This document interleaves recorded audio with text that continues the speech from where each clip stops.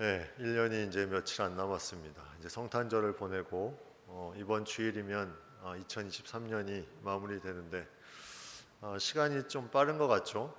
계속해서 빨리 지나가는 것 같습니다. 겨울에 또 여러 가지 기후 변화도 좀 있고 날씨도 좀 많이 변하다 보니까 이게 연말이 날씨를 통해서는 알 수 있는데 실제로 연말의 어떤 분위기는 그렇게 많이 느낄 수 없는 그런 부분이 많은 것 같습니다. 그럼에도 우리가 믿음 안에서 살아간다는 것이 너무나 중요하고 귀한 것이기 때문에 또 이렇게 예배 자리로 나와서 주님 앞에 예배할 수 있습니다. 레위기 말씀은 이 16장이 사실 가장 중요한 말씀이라고도 볼 수 있습니다. 16장은 여기 보면 안식일 중에 안식일이다 이런 표현이 나오는데 안식일 중에 왜 안식일이라고 했을까? 많은 안식일, 우리로 말하면 많은 주일인데 주일 중에 주일이다. 이게 어떤 의미에서 이런 말을 했을까? 오늘 그 의미가 이제 이 속죄일에 대한 부분이 이제 나오는데 16장은 11장부터 15장까지의 내용과 이제 좀 연결을 해보면 부정한 많은 것들이 있죠. 부정한 이제 짐승, 또 어린아이를 낳고 부정해진 산모, 또 나병, 그 다음에 유출병, 이런 부정한 것들을 다 정결하게 하는 과정을 계속 거치는 과정 가운데 해야 될 것이 정결 기간과 또 그 기간이 끝나면 제사 드리는 거였어요. 제사.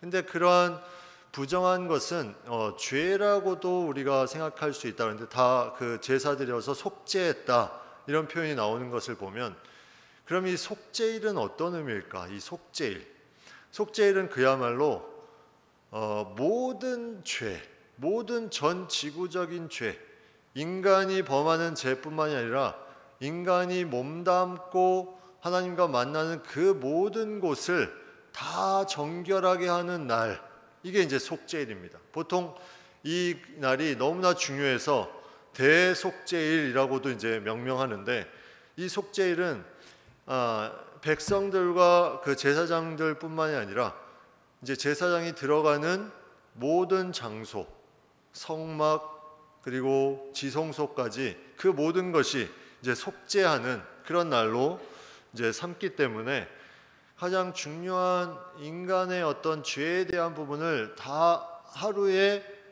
1년치를 하루 1년에 한 번 들어갈 수 있는데 그거를 한 번에 이 모든 것을 행하는 날이 바로 속죄일입니다. 그런데 중요한 건 이 속죄일 한 번으로 끝나느냐? 또 안 끝난다는 거죠. 그 다음에 또 똑같이 합니다. 계속 똑같이 1년에 한 번 한다는 것만 기간이 이제 크게 벌어진다는 것뿐이지 뭐 다른 제사와 크게 다를 것이 없습니다. 반복해서 드린다는 거예요. 반복해서 죄에 대한 부분이 계속 반복해서 나타나는데, 이런 부정함과 연결된 속죄에 대한 부분이 이제 연결되는 내용의 자연스러움이라면, 이런 역사적인 서술에 대한 자연스러움은 10장에서부터 16장으로 바로 띄어도 될 만큼 10장의 내용을 먼저 언급하면서 16장의 내용을 말하고 있습니다. 그러니까 아론이 위임을 받고 첫 제사를 드리고 그 안에서 제사장들이 이제 취할 것들에 대한 설명이 10장까지 나오는데, 그 중에 10장의 초반에 나오는 내용이 이 아론의 두 아들 나답과 아비후가 다른 불을 들여서 분향을 해서 죽게 되는, 심판을 당하게 되는 내용이 나오는데, 오늘 16장에는 그 내용을 언급하고 있어요. 그러니까 11장부터 15장까지는 부정과 정결함과 그거에 대한 제사로 이제 그 성소에 들어갈 수 있는 자격을 갖추는 것이라면, 그게 이제 내용적으로는 이 속죄에 대한 부분이라면, 이런 역사적인 흐름에는 이제 아론이 세워지고 그 아론의 어떤 부분에 있어서 행하는 데 있어서 두 아들의 그 죽음 후의 사건으로 오늘 본문은 이어지게 됩니다. 그래서 아론이 두 아들이 여호와 앞에 나아가다가 죽은 후에 이렇게 나옵니다. 이게 10장에 나와 있는 내용이거든요. 죽은 후에 여호와께서 모세에게 말씀하시니라.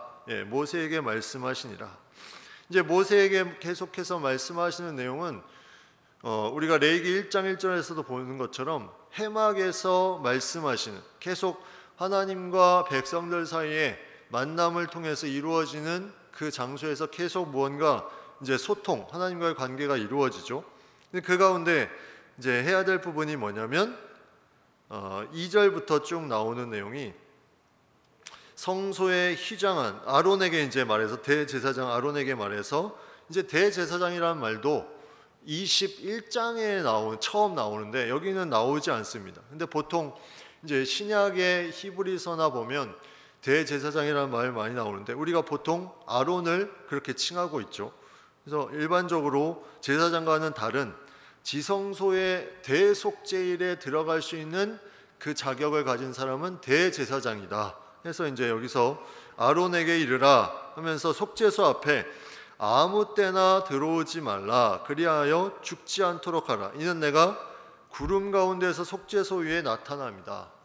구름 가운데서 속죄소 위에 나타난다. 이 구약 성경에 보면 구름에 대한 언급이 참 많이 나옵니다. 구름. 이제 구름에 대한 언급이 제일 많이 알 수 있는 게 뭡니까? 출애굽기에 구름 기둥, 불 기둥. 이 구름이라는 단어가 구약 성경에 쓰일 때는 상당히 많은 많은 빈도를 차지하는 그 상징이 뭐냐면 하나님의 임재를 상징합니다. 구름 기둥도 그렇고 불 기둥도 그렇지만 구름 기둥이 성전 위에 떠 있고 또 그것이 이동하면 따라가고, 다시 말하면 하나님의 임재를 따라서 이스라엘 백성이 이동하는 거죠. 구름 기둥, 불 기둥으로. 그런 임재에 대한 부분의 상징이 오늘도 마찬가지로 이 본문에도 이 구름 가운데서 속죄소 위에 나타남이니라, 바로 하나님의 임재, 구름을 상징하면서 그 하나님의 임재가 속죄소 위에 강하게 나타남을 말하고 있습니다. 그래서 이 구름은 상당히 중요한 하나님의 임재를 상징하는 구약의 표현이에요. 그래서 구름이 이제 이 위에, 속죄소 위에 있다는 것은 하나님의 강력한 임재가 그 위에 있다는 것인데, 그래서 이러한 강력한 임재 안에 아무 때나 들어올 수 없게, 이제 아무 때나 들어오지 말라. 왜 이런 말을 했을까? 이제 인간은 죄인입니다. 모든 죄인인데, 여기 이제 제사장도 다 죄를 사하는 부분이 있는데, 모든 것이 죄인인 사람이 하나님의 강력한 임재가 있는 것에 딱 들어가면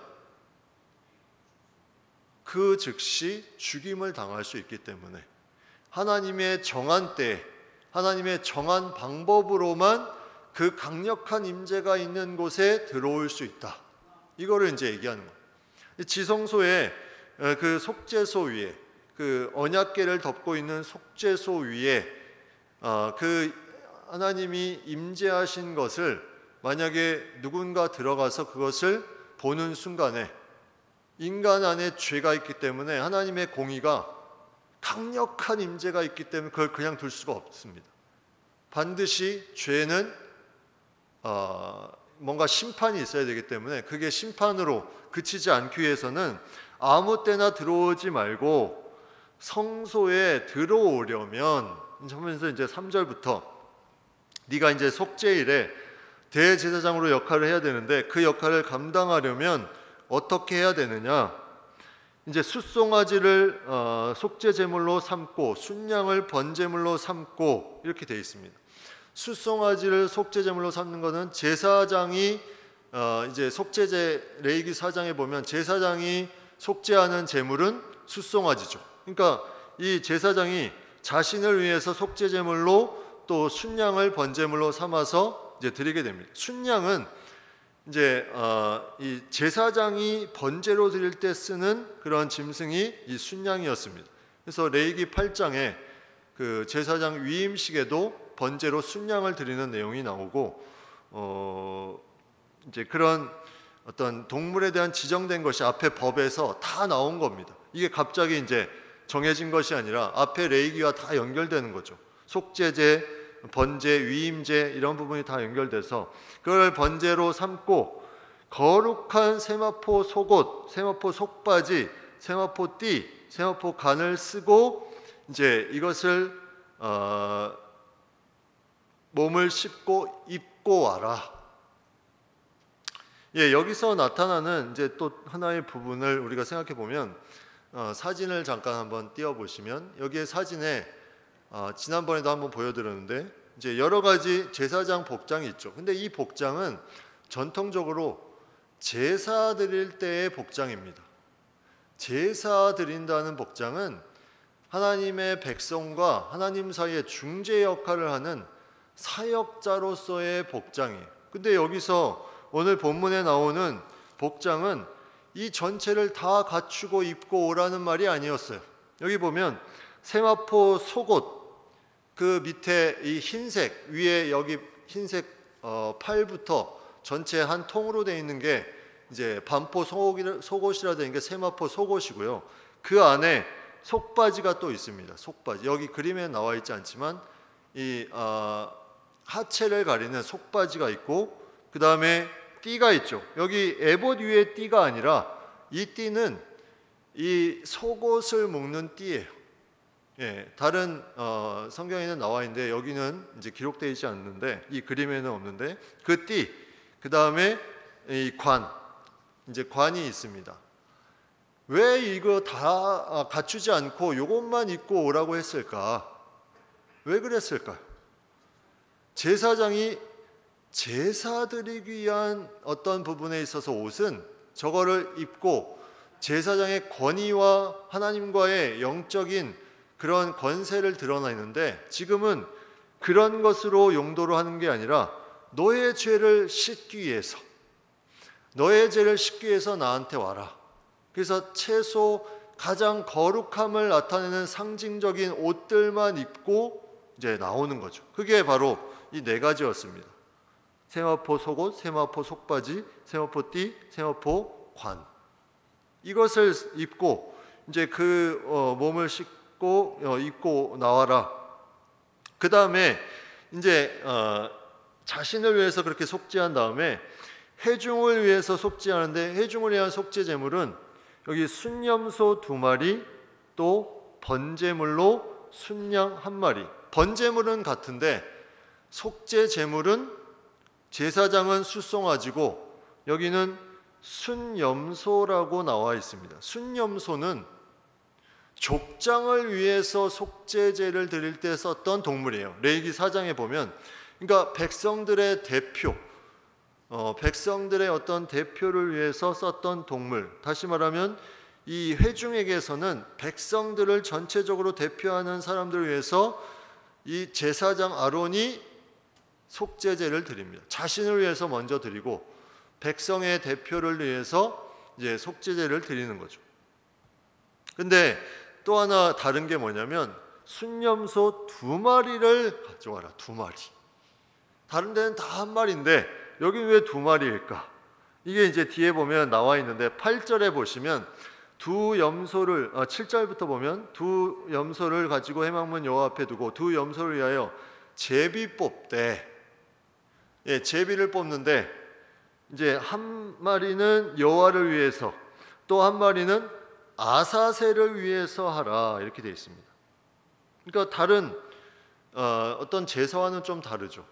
그냥 속죄제만 하는 것이 아니라 아사셀을 위해서 해라. 이 아사셀이 밑에 성경의 각주에 보면 내보내는 염소 이렇게 되어 있습니다. 예. 그렇게 써 있는 성경이 좋은 성경이에요. 네. 아무것도 없으면 이상한 성경입니다. 예, 내보내는 염소. 근데 이 아사셀이라는 것이 상당히 중요한 의미가 있어요. 이 아사셀을 위해서 속죄일 날 염소를 1마리를 속죄물로 드리고 내보낸다는 것이 무슨 말일까? 그냥 알아서 염소야 너 잘 가라 이런 의미인가? 이제 여기에 아사셀이 전체적으로 3가지 의미가 있습니다. 첫 번째는 이 오늘 각주에 달린 내보낸다는 뜻을 가진 의미를 가지고 있어요. 이 아사셀이라는 자체가 그래서 들로 내보내지는 광야로 내보내지는 염소 그 이제 실행되는 부분이 뒷부분에 나오죠. 21절에 보면 아론은 그의 두 손으로 살아있는 염소의 머리에 안수하여 이스라엘 자손의 모든 불의와 그 범한 모든 죄를 아뢰고 그 죄를 염소의 머리에 두어 미리 정한 사람에게 맡겨 광야로 보낼지니 염소가 그들의 모든 부리를 지고 접근하기 어려운 땅에 이르거든 그는 그 염소를 광야에 놓을지니라. 이렇게 되어 있습니다. 이제 접근하기 어려운 땅에 있으면 광야를 놓아버린다. 그래서 그 모든 것에 이제 마무리를 한다. 근데 이 아사셀의 두 번째 의미는 귀신이라는 뜻이 있습니다. 귀신. 자, 보십시오. 하나는 하나님께 드리고 하나는 한 염소는 귀신에게 보냅니다. 근데 이러한 해석이 사실 상당히 안 맞는 해석이, 왜냐하면 오늘 본문에 5절에 보면 속죄제물로 삼기 위해서 두 마리 다 속죄제물로 삼기 위해서 순염소 두 마리라 했는데 귀신에게서 보낸다. 이 아사셀이 왜 귀신이라는 뜻이 있냐면 에녹서라는 성경이 위반되는 위경이라는 성경에 이 아사셀이 마귀의 어떤 상징으로 표현되어 있습니다. 그래서 이 아사셀은 이제 마귀에게 보내서 그런 모든 어떤 죄에 대한 부분에 이런 어떤 단절시키는 것을 의미하는가 보다 이렇게 생각할 수 있는데, 이거는 속죄를 위한 것인데 하나님에게 보내고 또 이 제물을 마귀에게 보낸다는 게 말이 안 되죠. 그래서 그런 이제 학설을 펼치는 학자도 있지만 이것은 맞지가 않습니다.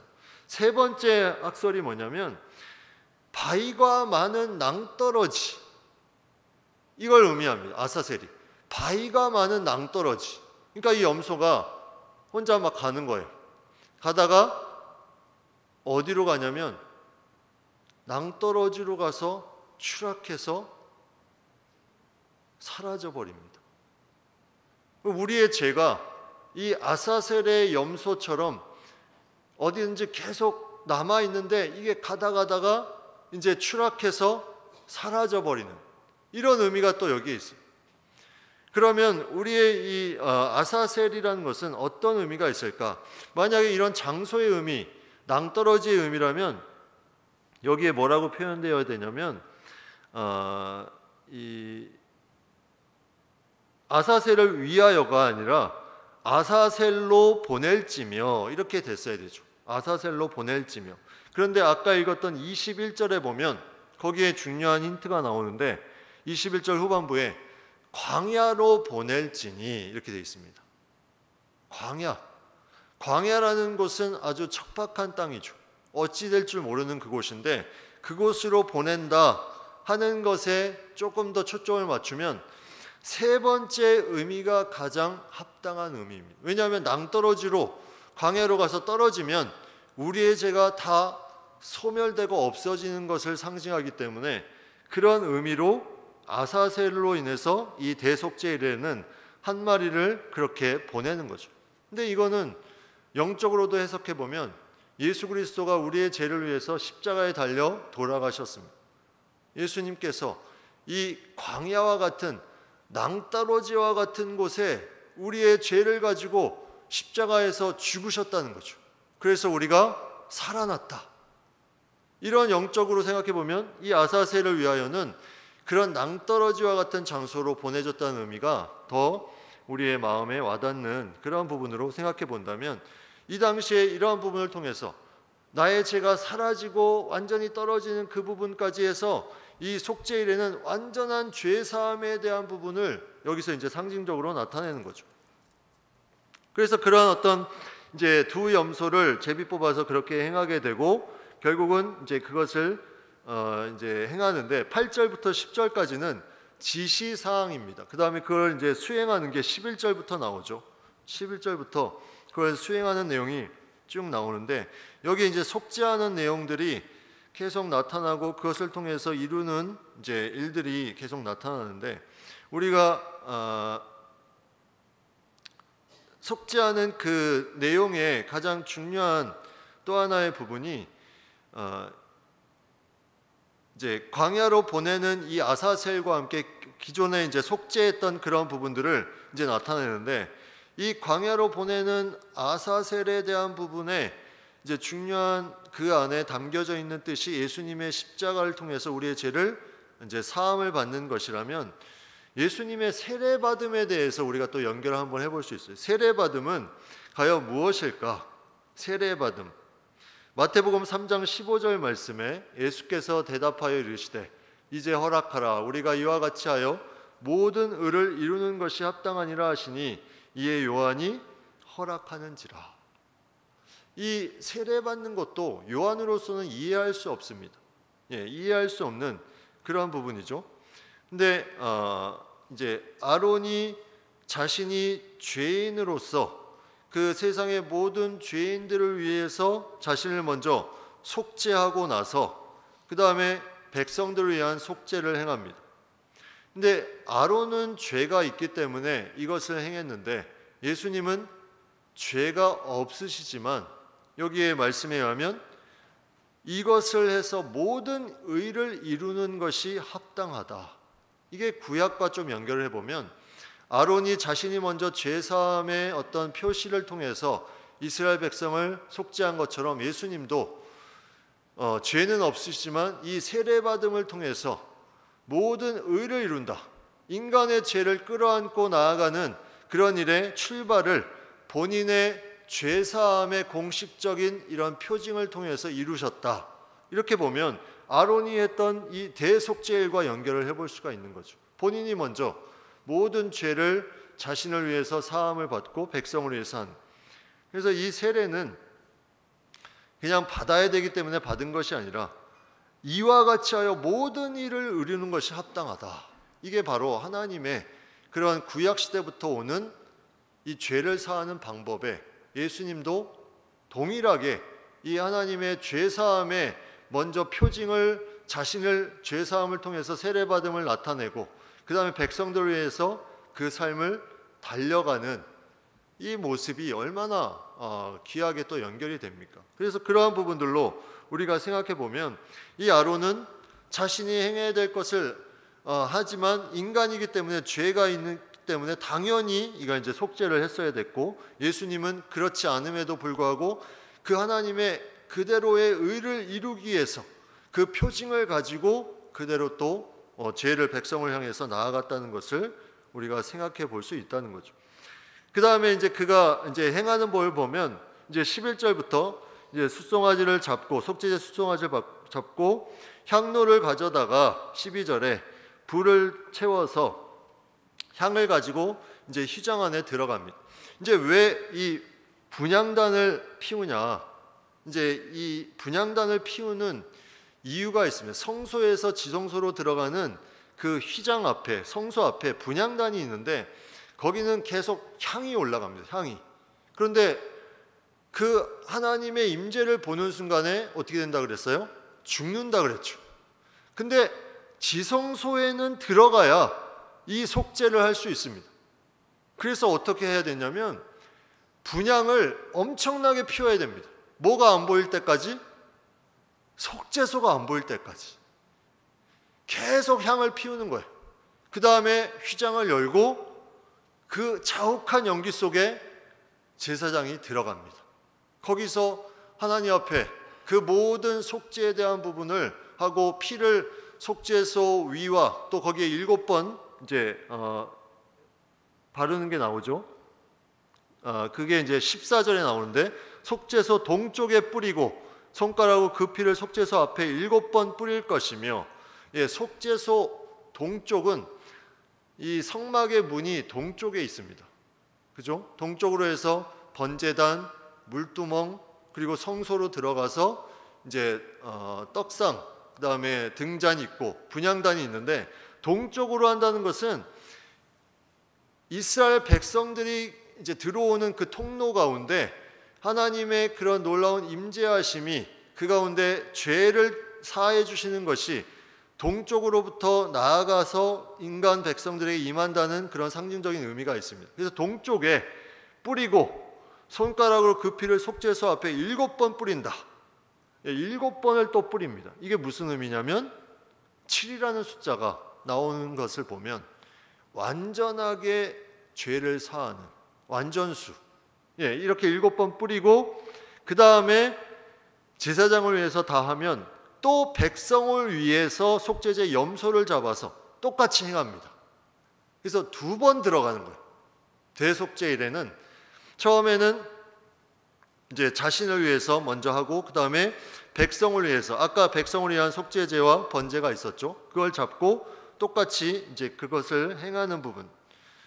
그래서 이런 부분들의 출애굽기 25장 22절에 보면 거기서 내가 너와 만나고 출애굽기 25장 22절 속죄소위 곧 증거계 위에 있는 두 그룹 사이에서 내가 이스라엘 자손을 위하여 내게 명령할 모든 일을 내게 이르리라.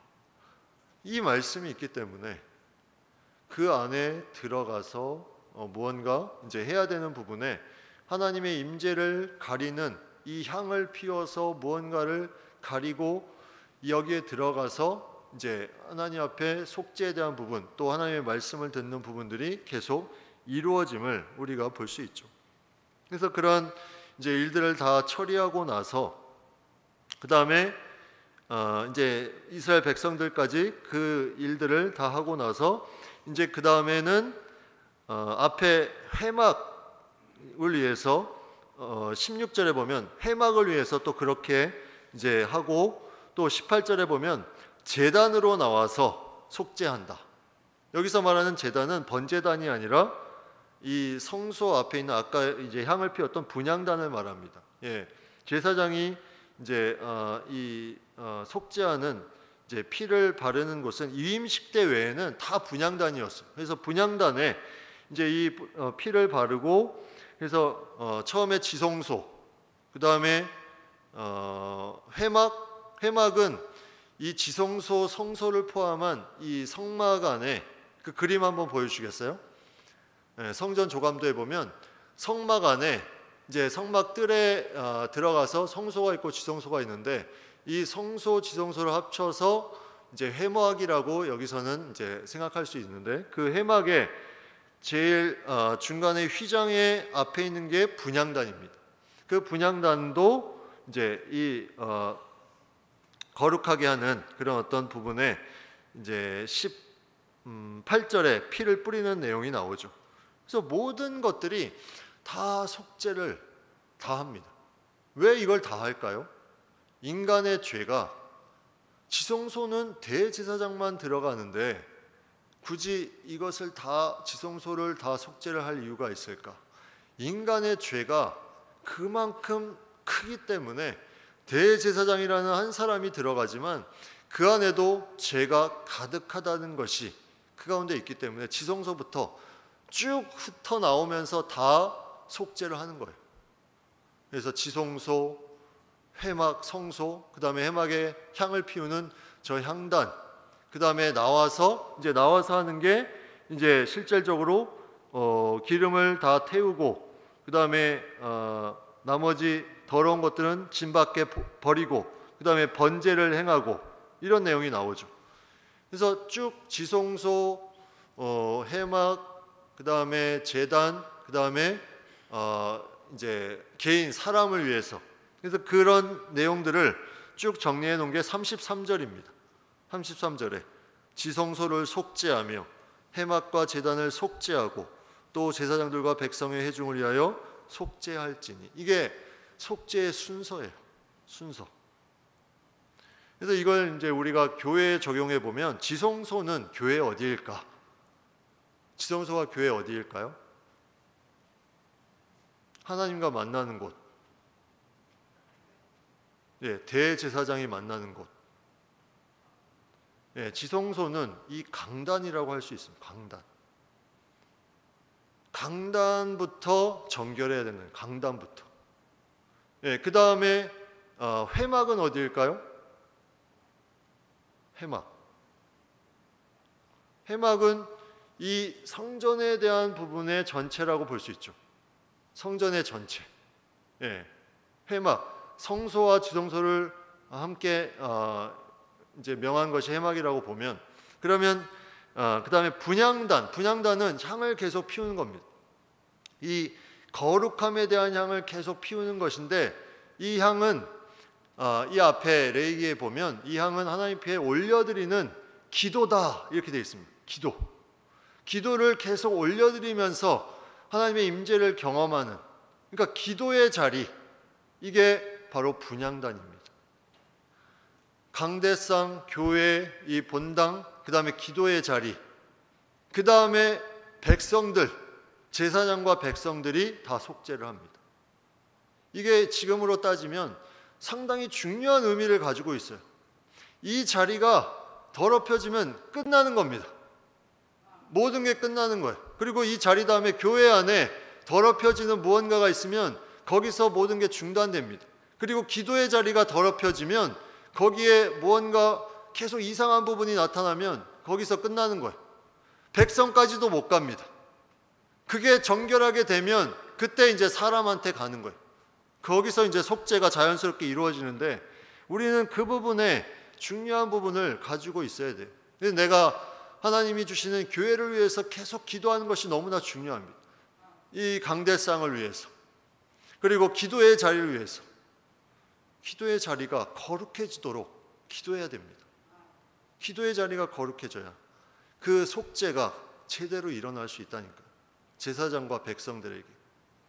그래서 이러한 순서에 대한 부분이 우리에게 영적인 의미를 상당히 주는 부분들이 많고, 이 뒤에도 이제 나오면서 행하는 부분들이 있는데 이제 그 부분은 다음 주에 좀 같이 보기로 하고요. 그런 어떤 속죄에 대한 부분이 강력하게 나타나는 이 놀라운 역사가 이 속죄의 일을 계속 일어나고 있다. 이걸 통해서 결국 하나님께서 우리에게 주시는 가장 강력한 의미는, 이게 안식일 중에 안식이라고 한 것은 예배의 가장 중요한 부분이 이 속죄라는 것을 또한 알려줍니다. 속죄, 죄상. 우리가 그래서 주일에 예배 드릴 때 참회 기도를 뺄 수가 없는 거죠. 가장 중요한 이 속죄, 안식일 중에 안식일이다 이렇게 말하기 때문에 여기에 대한 부분을 우리가 정결함으로 나아가는 것이 예배의 중요한 부분임을 우리에게 말씀해 주고 있습니다.